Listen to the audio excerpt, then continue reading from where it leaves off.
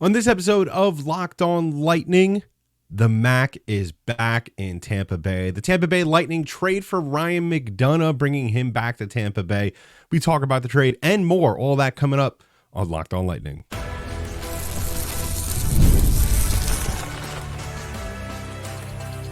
You're Locked On Lightning, your daily podcast on the Tampa Bay Lightning, part of the Locked On Podcast Network, your team every day.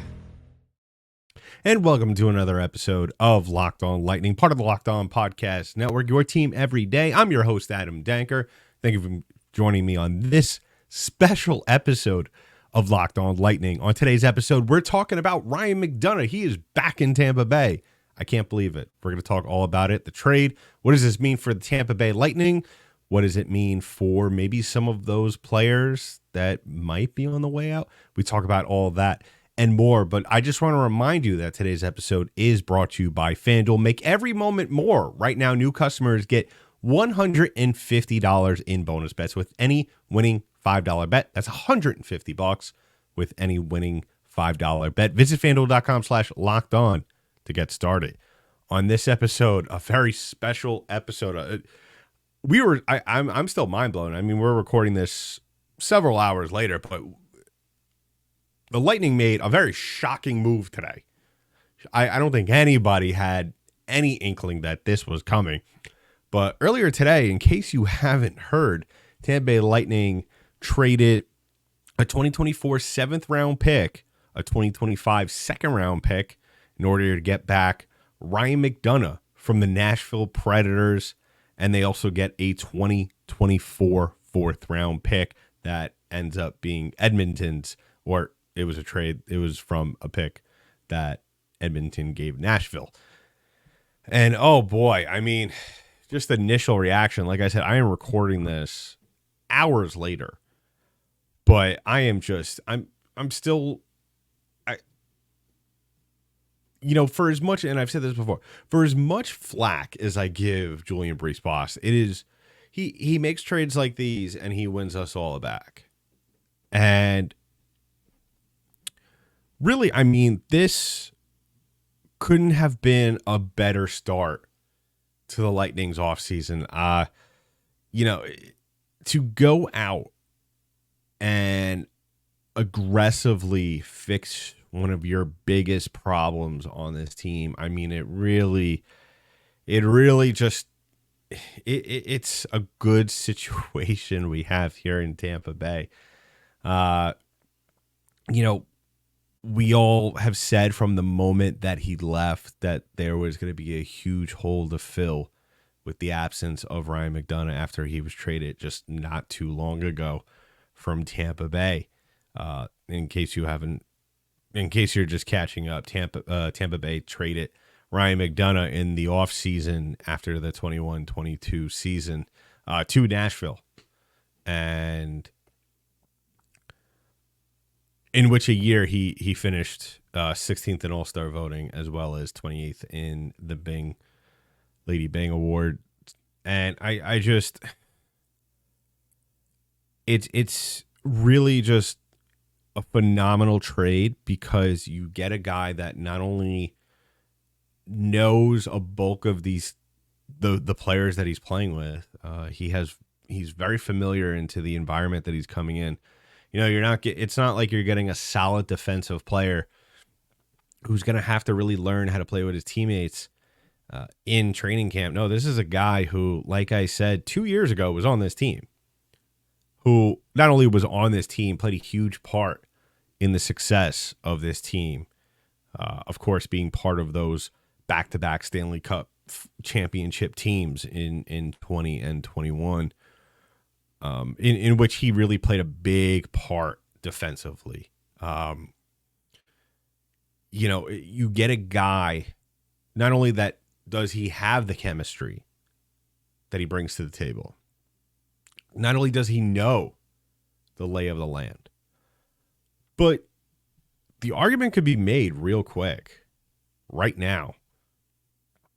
If you wanted to leave Mikhail Sergachev on the second line, you wanted to leave Victor Hedman on the first, you throw McDonagh right there on the first with Hedman, and then your defensive problem is somewhat somewhat solved. Your issue is solved.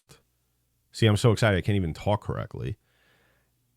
But at the same time, you have that flexibility with McDonagh where, like we spoke about, if the Lightning now, we'll talk about maybe more about this as the episode goes on, but this does kind of put them up against the wall in terms of cap space. They will have to finagle things and what this could mean for other players. We'll talk about later, but you can put them on the second line. And if the Lightning do want to kind of take a chance of Maxwell Crozier this season, put him on the third line with Lilleberg. Or if you want to put him on Lilleberg on the second line with Sergachev, I know that may not work out perfectly, but you now have that flexibility with the defensive personnel to kind of do something other than really having to go out there and spend money. Yes, McDonagh coming in and with the amount of money that he is making, yes, it kind of dampens the conversation around what the Lightning could potentially do this offseason. Obviously, the glaring issue that is presented towards them is Steven Stamkos. But at the same time, I mean, if you're a Lightning fan and you're not happy about this trade, I mean, this is a phenomenal trade. I mean, obviously this isn't the make or break between, the Lightning being a contender or not. No, I mean, there's still maybe some pieces that you need to figure out. But overall, I think that so far you're off to a flying start in your offseason. And, if looking back on Ryan McDonagh's season, and take this as you will, and it really kind of is dependent on how you felt last year about the Nashville Predators. McDonagh's coming off a season in which he played 74 games, scored 3 goals, 29 assists. That equals out to 32 points. His plus minus was in the positive, something really we can't say for a lot of Lightning players. He had 1 game-winning goal. I guess that's cool. His point share, which if you've been a regular listener of this show, first of all, thank you for tuning in once again. But I always like to look at point share and what that means. And what that means is, the easiest way to explain it is kind of think about it as the third assist, or really what it is in its simplicity is a player's ability, like an estimate number of points contributed by a player. That's really what it is. That's the definition. And the fact that he has 5.9 is pretty incredible for a guy who really, if you remember his time, and he will be turning 35 on June 13th. There's the other kind of, I guess, the other shoe that drops there. But that's not something I'm worried about. But for a guy who's really hasn't been known to be all that offensive throughout his career, still at this point in time in his career, like I said, when you look at defensemen, you take their age and you add maybe 3, 4, 5 years onto their age. Yes, McDonough's he's right in the same category as that. I mean, he had concussion issues this season, but at the same time, I mean, you bring in that veteran leadership, a guy that obviously is going to be here for the rest of his career, most likely coming back home to Tampa Bay. And the Lightning do have him until 25, 26. So I imagine they're bringing him in with the obviously idea that he is here for the next 2 years. But at the same time, that 6.7.5 is, it puts the Lightning in a little bit of a pickle. But at the same time, I mean, it's totally worth it. It's totally worth it. Especially if you find other ways to kind of move other players this offseason. So let me know your initial reaction from this trade. I mean, I had to check multiple websites and outlets to make sure that this was an legitimate thing. And I know the first notification we got was from the Lightning Twitter account. And I still even then didn't think it was real. So, but I mean, come on. This is, like I said, if you're a Lightning fan, you have to be loving this. You have to be loving this. Like I said, there are some things that the Lightning need to work out in the coming weeks and months, but we'll cross that bridge when we get there. Let's just focus on the positives right now. Let's focus on the fact that the Lightning have been able to get a surefire. We know for exactly what we're getting out of this guy when he hits the ice this upcoming season. That's a guy that is going to hold down this Lightning team defensively. Obviously, he's going to need some help, but at the same time, I mean, come on. Is he a savior? Possibly. We'll see how the season goes.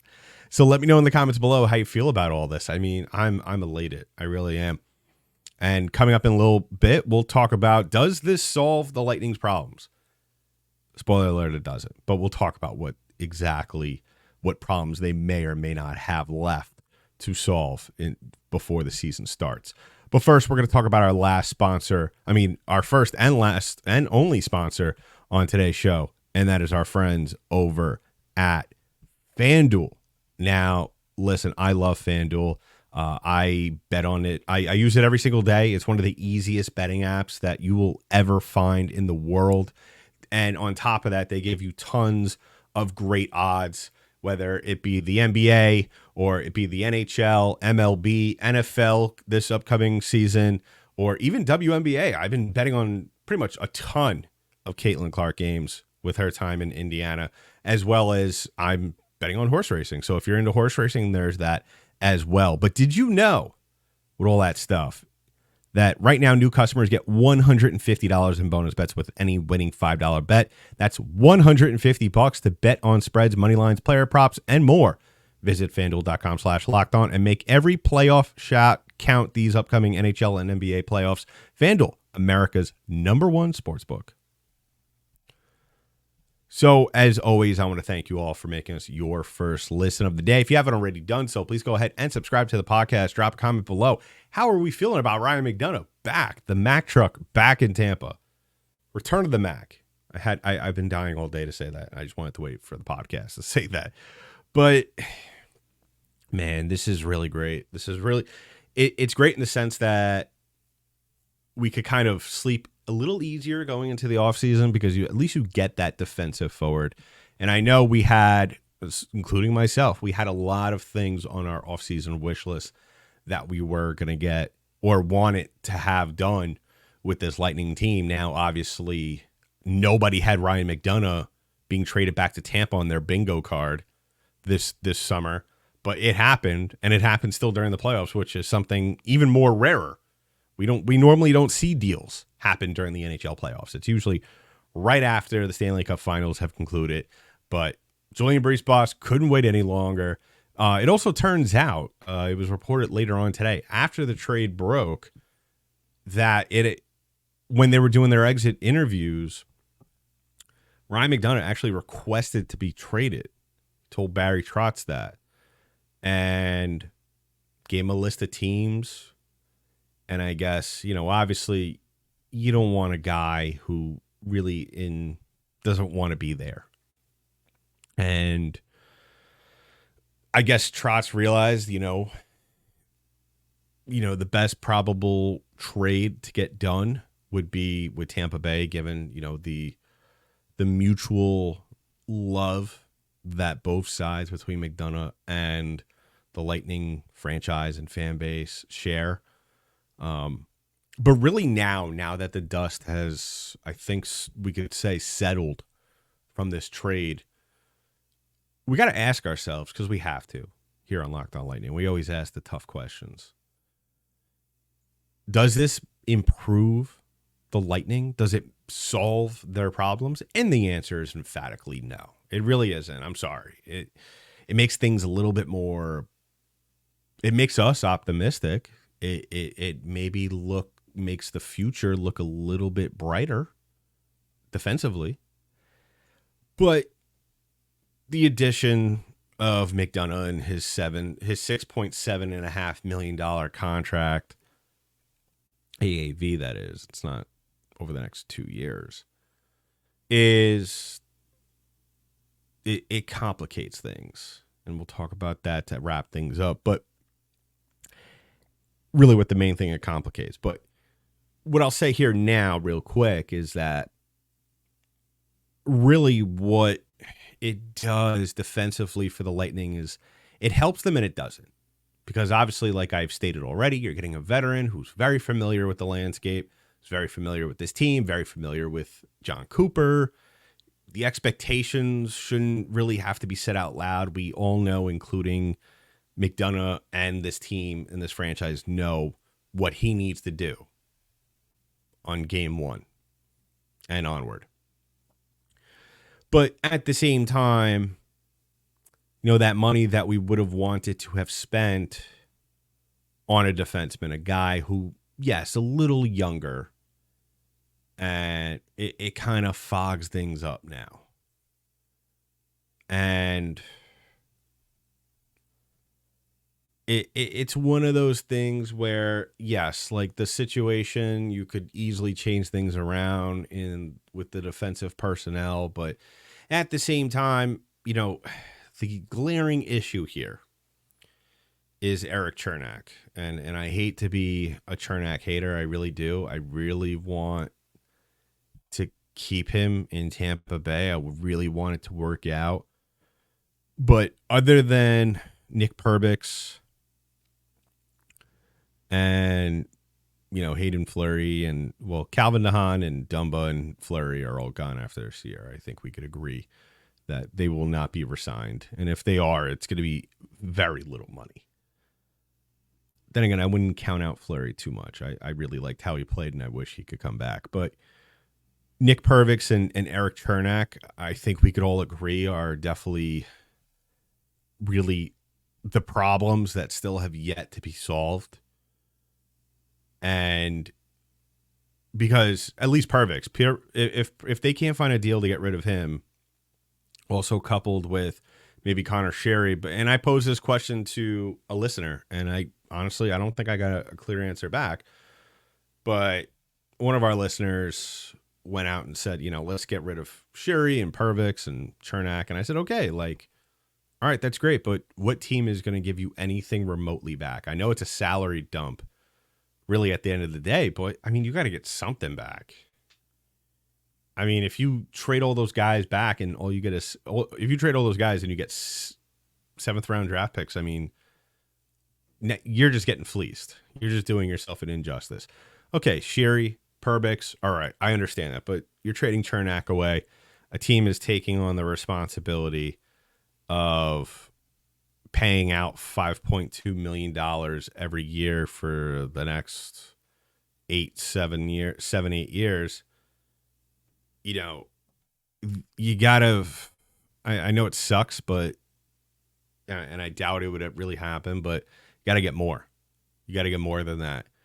And I think that's what a lot of people don't understand is that, yeah, you want to get rid of personnel, you want to dump salary, but I mean, Cernak, it could also easily be just a change of scenery kind of thing. He could easily go somewhere else and play phenomenally and be a second line defenseman who is useful.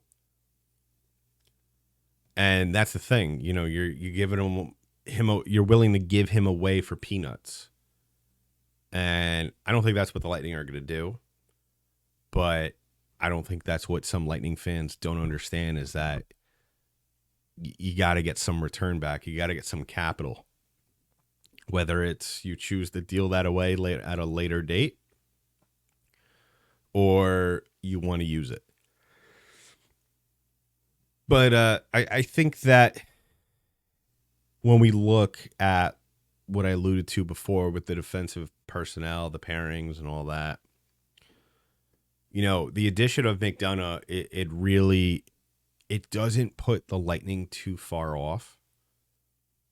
I look at this team, you know, especially now with McDonagh in the equation, all you really need is a third line defenseman and or really a second line defenseman. Top 4 defenseman, really. Let's really simplify it. Top 4 defenseman and a bottom 6 forward. And, really, you could kind of keep things, you kind of fit pieces around from Syracuse there. You can make it work. You could definitely make it work with some pieces from Syracuse. It's not something that is impossible. I look at Cole Koepke. He's been playing very well in these playoffs up in Syracuse. Definitely could be a bottom 6 guy for the Lightning, start the season, and then you kind of just figure it out from there and just make it work. Alex Barré-Boulet, that might be a name that some people may not want to hear, but at the same time, that is also another possibility. And as for your defensive personnel coming from Syracuse, that's kind of still, I want to see really how the playoffs shape up with Syracuse. I mean, we could also go with Phil Myers. I know a lot of people, including myself, are not happy about that, or really that's not something we want. Max Crozier, however you want to pronounce his name. That's another name that kind of interests me. There's, like I said, there's a bunch of ways we could go with this. I mean, I'm also all for Sean Day or Declan Carlisle or Roman Schmidt. There's definitely, like I said, I'm not particularly too worried now that we have Ryan McDonagh back in the mix. And I think that really now the rest of the summer should consist of really not going too crazy now with trying to make the perfect moves.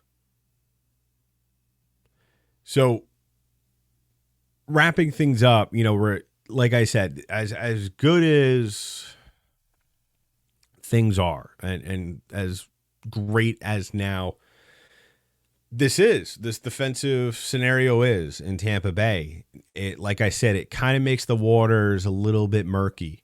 What do you do with Chernak? Where does all the other pieces fit? Obviously, the big elephant in the room is Steven Stamkos. And I love to speculate, but I don't want to when it comes to this scenario because I don't know. I mean, a part of me says that they made this move and they already spoke to Stamkos, and there is kind of a ballpark of where they're going to land on a deal that is going to be affordable for the Lightning as well as somewhat pleasing to Steven Stamkos in order for him to stay in Tampa. The other side of me, which is really not the more better scenario, is that he kind of told them that he wasn't going to come back to Tampa Bay. He was going to explore his options somewhere. And the Lightning made the decision to pull the trigger on, let's just put our money towards defense and we can figure out the offense later, which is another minus the whole Stamkos thing not coming back. If that turns out to be true, at the same time, that's not a bad route to go if you're the Lightning. Like I said, and we've talked about multiple times on this podcast how really it wasn't so much the offense that was the issue for Tampa Bay this year. I think we could all mutually agree that to a certain extent, the offense was at best above average on a consistent basis. When everybody was rolling, when Stamkos was getting going, when Point was on top of his game, when obviously Kucherov was for the most part on his game every single night, except for like maybe 1 or 2 games, whatever. And you could, like we've stated multiple times, and most of you have stated multiple times, you could go in a lot of directions out of Syracuse with what you want on your forwards. But it's going to be interesting. It's going to be interesting because you're not leaving yourself a lot of room now, cap space wise. You have about, I believe if my math is correct, about $5 million change to spend money. Now, obviously, Stamkos is not going to get the $6 million AAV that we kind of predicted, and he's not even going to get 5.5, which we kind of wanted to settle for in our Armchair GM episode, which I still think holds relevant. We might have to do another one because now things have changed a little bit. But I'm curious now. I think the plot thickens even more for the Steven Stamkos signing. And he might be the odd man out here. I hate to say it. As well as Eric Chernak. I know he has a no-trade clause that goes into effect July 1st, but that doesn't mean the Lightning won't try to move him. And I'm sure that either they're fielding calls or they're throwing out feelers to other teams as to who wants him. I mean, you would be doing yourself a disjustice if you weren't trying to get rid of $5.2 million and bring that cap space up to $10 million. Give your captain what he wants, $6 million, and then you got $4 million left over. It's kind of maybe bringing a scorer to be a bottom six. Well, more so a mid six, I would say. So yeah, a lot of ways this could go for the Tampa Bay Lightning. It's going to be an interesting couple of weeks. It's going to be an interesting couple of days because I'm sure there's going to be a lot to talk about. And that doesn't mean that we won't be having or continuing rather our player reviews. So make sure to tune in for that. Subscribe to the podcast. Give us a follow wherever podcasts are distributed in audio form. Also give us a follow on our YouTube page. Drop a comment below. How you feeling about this trade? How you feeling about now that it's kind of settled in what the financial issue that the Lightning are now facing? Where does this leave Stamkos? Where does this leave Chernak? Where does this leave really the guys kind of that are going to be UFAs this offseason? Those other guys like Duclair, Dumba, Fleury, like the guys I mentioned, as well as what does this mean for the offseason? What are we going to see the Lightning land? What is their priorities going to be over the next 2 to 3 months? Let me know in the comments below. If you want to tweet to me, go ahead at DankyDank, DENKYD8NK. Love hearing from y'all. If you want to see some more of my work, I will definitely be writing about it in the next day or so. The Ryan McDonagh trade, what does that mean for Tampa? Go ahead and see my work over at boltsbythebay.com. And we'll be back tomorrow to do a player review. As for who, I don't know. I completely forgot who we were supposed to do today because this obviously took precedent over everything else that this podcast was doing. So we'll be back tomorrow. And in the meantime, that's been it for this episode of Locked On Lightning, part of Locked On Podcast Network. I'm your host, Adam Danker. I'll talk to you in the next one.